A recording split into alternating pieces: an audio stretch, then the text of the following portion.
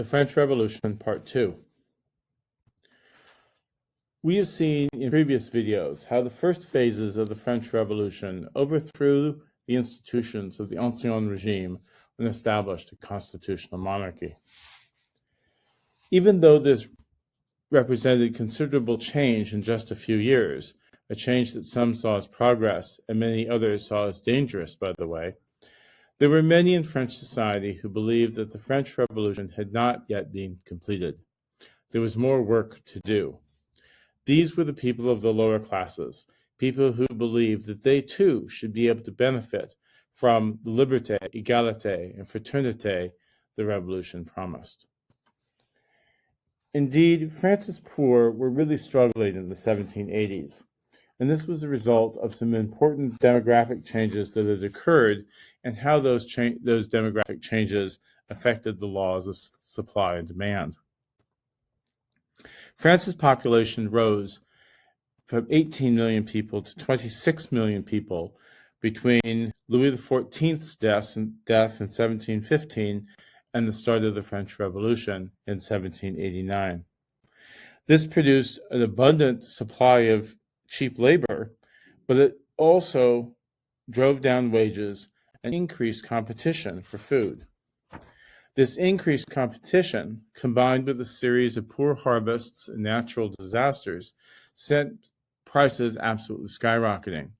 By July of 1789, bread prices were so high that it cost 88% of a day laborer's wages to purchase a single baguette. In northern France, 3/4 of the households did not have access to enough land to be able to feed themselves. This meant that many became itinerant beggars who often ended up in cities. Here they came face to face with the prosperity that many others enjoyed, not just the local elite that they may have seen.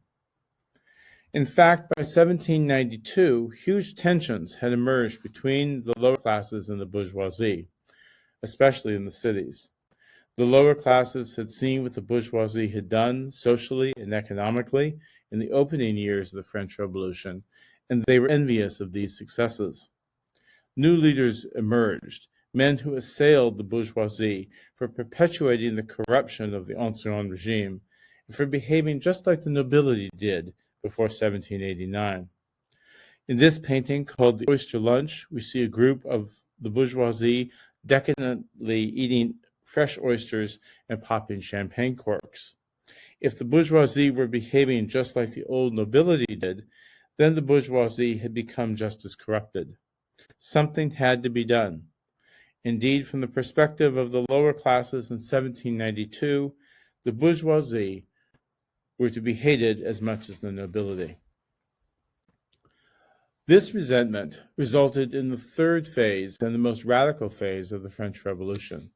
In September 1792, the working class seized control of Paris and went on to establish a new government called the Convention. The Convention was led by the Committee of Public Safety, whose most prominent member was the man on the left, Maximilien Robespierre. Robespierre dressed in the style of the nobility and of the wealthy bourgeoisie, but politically he was a fervent advocate for the group known as the sans-culottes. The word sans in French means lacking, and culottes were the breeches that were worn by the aristocrats. So the sans-culottes were the peasants and the members of the working class who could not afford the silk stockings the aristocrats wore underneath their breeches. The man on the right is a member of the sans-culottes, and he is in full-length pants. Robespierre was a lawyer who, as a young man, frequently represented the sans-culottes in court. As a legislator, he dreamed of creating an entirely different type of nation than had ever existed in France before, in fact, in Europe before. To institute this as a member of the Committee on Public Safety, Robespierre led what is known as the Terror. The Terror's goal was to eliminate the political and class enemies of the new republic. In this critical cartoon, Robespierre is shown executing his own executioner so that no one knows what has happened. As part of the terror, Robespierre and the Committee on Public Safety ordered the execution of Louis XVI and Marie Antoinette.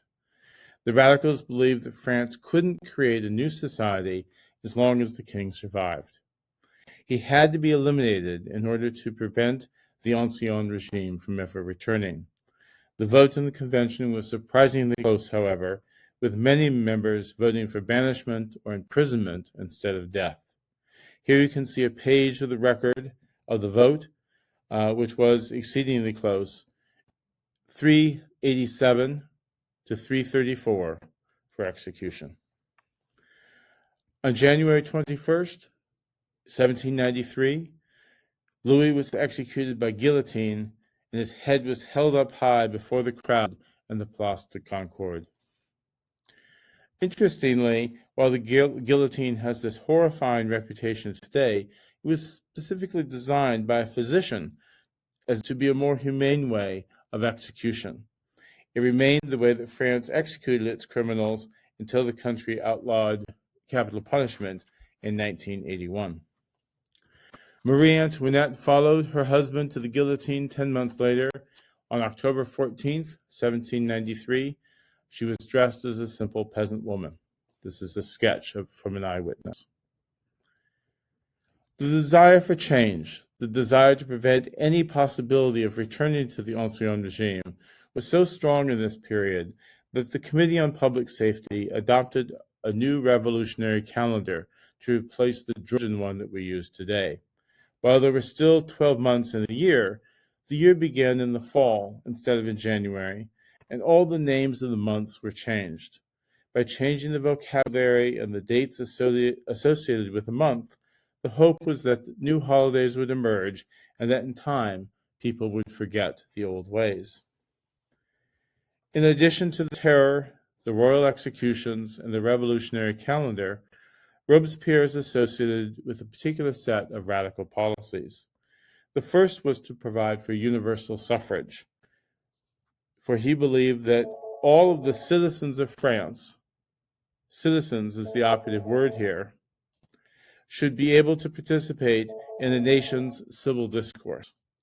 The right to vote should not be dependent upon wealth. Significantly, Robespierre believed this right included women. In fact, Robespierre believed that women drove progress and that their participation was necessary for the ideals of the Enlightenment to spread and to take hold. He once wrote, "It is women who will accelerate the happy revolution."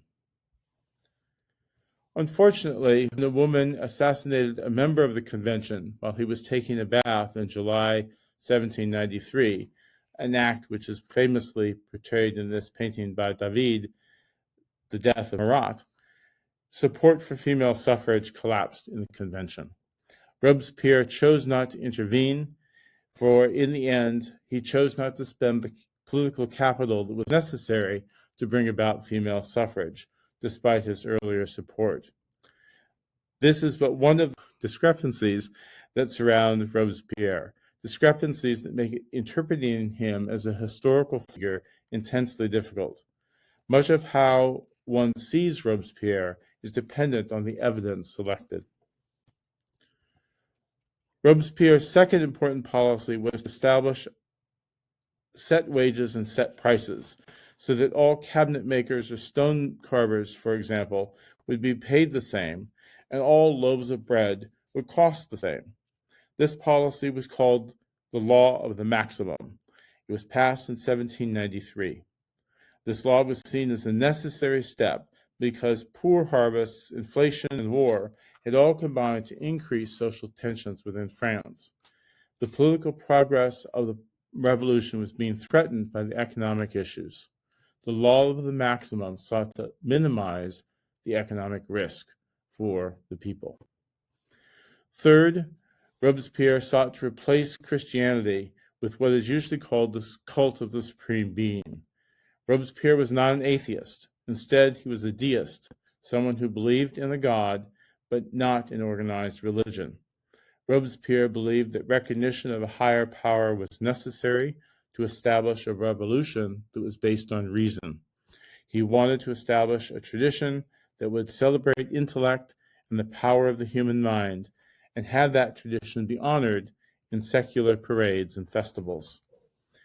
These festivals culminated in a celebration in Paris, in what is today near the site of the Eiffel Tower. An artificial hill was constructed for the commemoration of the Festival of the Supreme Being, which was held for the first time in June 1794 and was documented in this painting. Robespierre's critics thought the festival was an abuse of power, that Robespierre was trying to make himself a new king, if not a god. And this resentment against Robespierre is going to begin to grow. Most controversially, that same month, in June 1794, Robespierre and the Committee on Public Safety passed what was known as the Law of 22 Prairial. This law authorized the arrest and execution of citizens without an investigation or a trial. The accused also had no right to an attorney or to cross-examination. The professed goal of the law was to further the revolution and to eliminate traitors.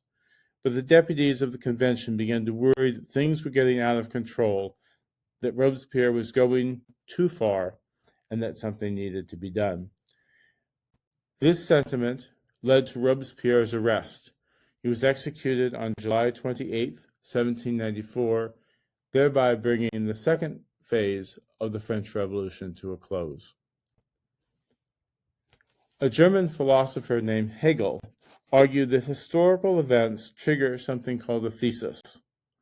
Over time, this thesis is counteracted by what Hegel called an antithesis or an antithesis. The battle between these two forces eventually results in a new synthesis, which some people come to see as the new norm or the new thesis. Some say that history repeats itself, but Hegel would argue that it spirals. The French Revolution provides an excellent example of Hegel's theory. If Louis XVI is the original thesis, the rise of the nobility of the robe is the antithesis or antithesis, and the emergence of the constitutional monarchy is the new synthesis.